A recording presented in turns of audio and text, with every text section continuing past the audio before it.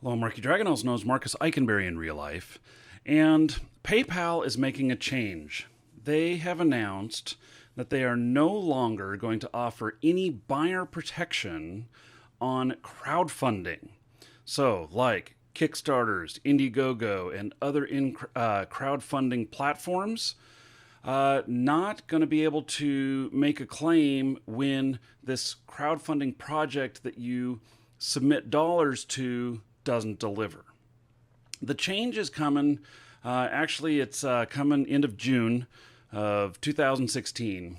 And basically, what this means is it doesn't mean you won't be able to file a dispute if something goes wrong. It just means that primarily PayPal is not going to find in the buyer's favor.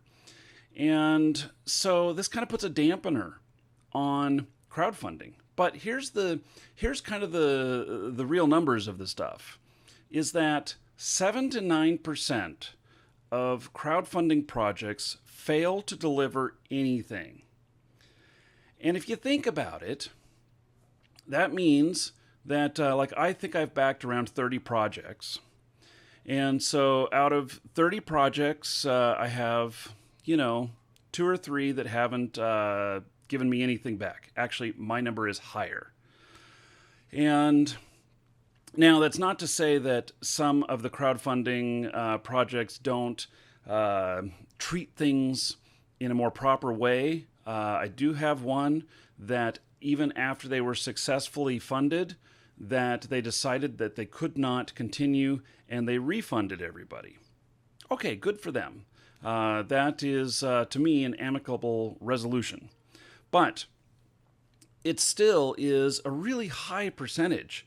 And, maybe if you are investing in something, and let's just say that I'm investing $100,000 into somebody's idea, somebody's business, and 7 to 9% of the time they fail and I don't get anything back, that's a really good number. That means that I'm doing a really great job on picking these projects, these businesses, these opportunities where I'm going to get paid something back or I'm going to own equity in it.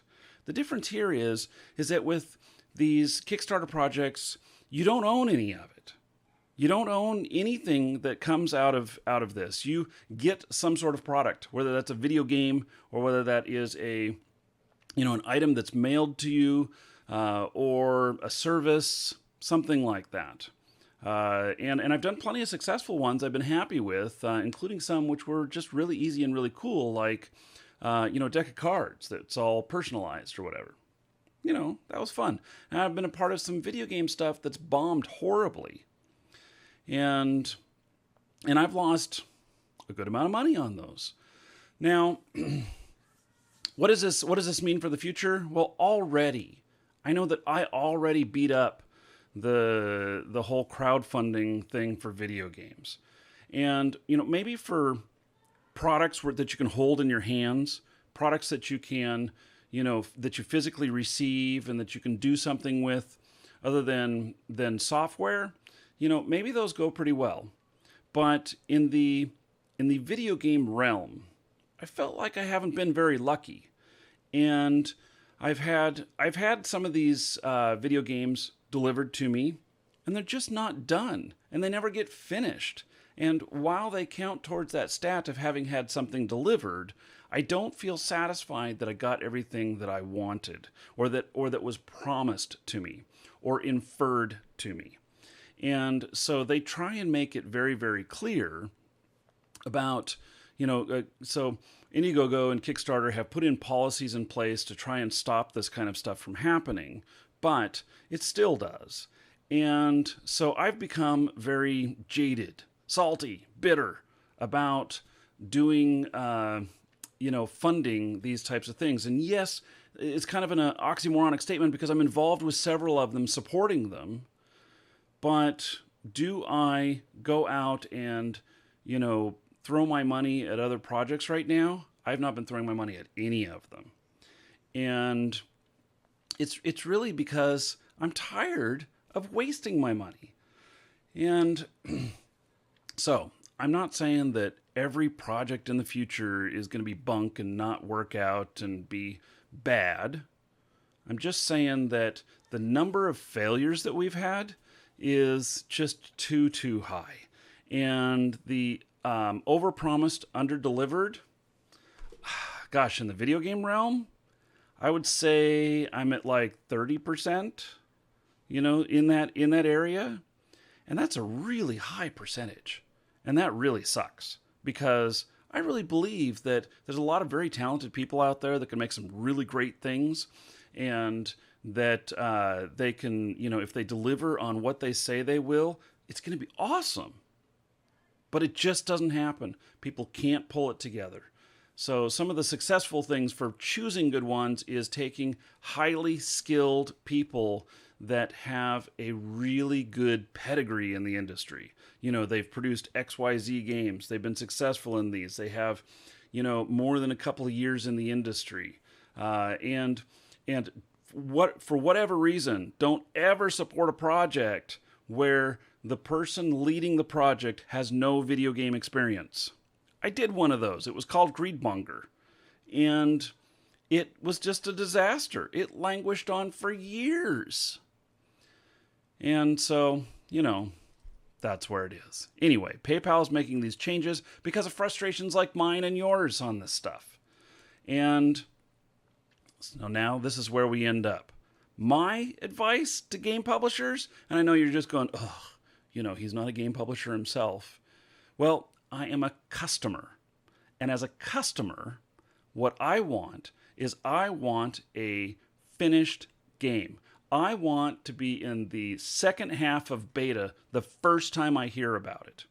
One of the games that's come out recently, which it wasn't crowdfunded, but when they came onto the market, there's been a couple of games recently. There's been Ark, which came out in the final stages of beta, is when we really heard about it. And the game, even at that point, really awesome, really well built, really solid. And then also Doom, the newest release of Doom. While it doesn't 100% have that old school feel, the game is really solid. And something just fell over on my shelf. I must be getting too animated while I'm talking.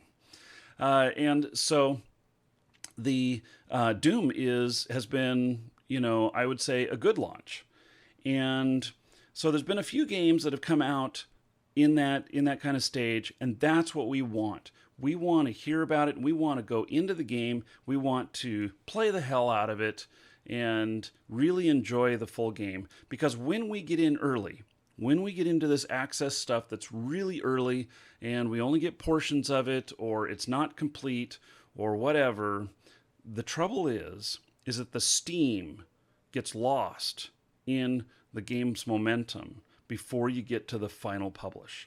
And that's very, very real problem. Not every single game that does this encounters that, but so many do. So many people look at a game that is in real early access and they go, it's shit graphics, and they walk away and they never look at it again. Whereas if it had launched when it was in the final stages of beta or fully done, and that was the first time they saw it, they may have thrown money at you. That's what I want. And so I know I can't get that everywhere, but that is what I want. And this is exactly what PayPal wants and other institutions, because if there's a claim when it's at that late stage or whatnot, then the claim can be handled pretty easily because it happens right around the same time that the payment is sent.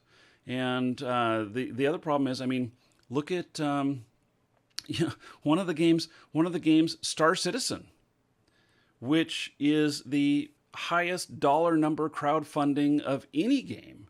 And what is it up to now? 110 million or something? I don't even know. I know it's over 100 million, and it's absolutely incredible. And they suffer really bad from not delivering. Are they, 3 years past the projected date now? Something like that. And it's really crazy. I put in money first hour that Kickstarter was available, and they've given us some little modules and stuff, but it's nowhere I don't know where it's ending up at, and where's my game. So that's one I had really, really high hopes for, and maybe it's absolutely amazing on the back end, but we can't see it. Don't know it. I know they put out a lot of press stuff. They put out a lot of stuff, and I have faith in the people that are working on it. But it's another example of something that's gone way awry, and so I hope they can pull it around and finally deliver. That would be awesome. But so much for if I were to make a claim right now, 3 years later or whatever, about being able to get my money back on it. I don't think that's going to happen. Anyway, I'm Murky Dragon.